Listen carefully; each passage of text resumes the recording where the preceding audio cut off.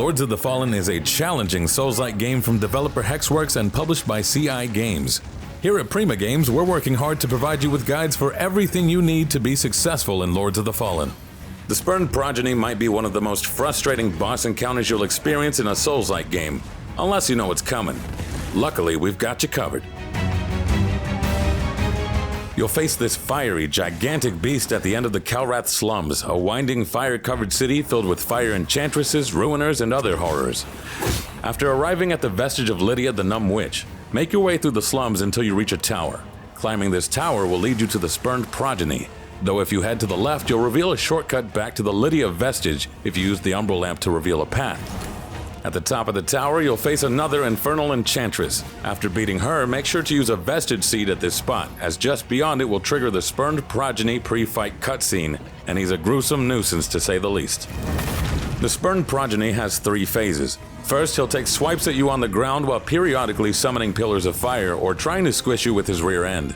We found it's not too difficult to stay out of the way of his swipes if you lock onto the emaciated foot, not the flaming one. However, dodging the fire pillars he summons can be quite the challenge, as the 4th and last pillar spawns a fraction of a second after the other 3. Furthermore, if you stray too far from him, he may slam the ground and spawn a wave of fire or throw a massive fireball at you. Stick close to his feet. Once you deal about 1/5 of his health, the massive beast will quite literally begin vomiting lava.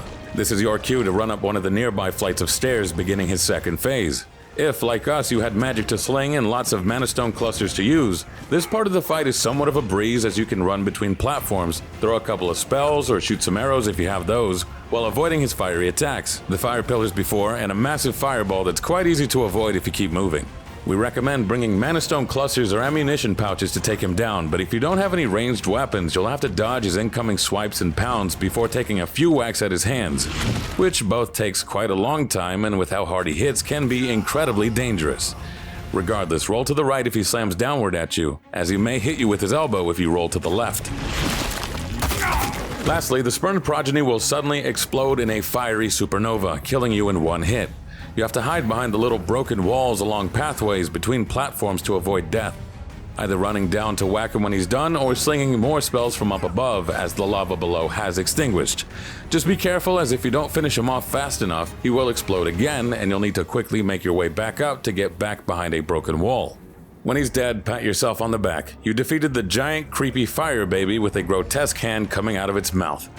Make sure to subscribe to Prima Games for our continued coverage on Lords of the Fallen. And if you have your own strategies for beating the bosses, let us know in the comments.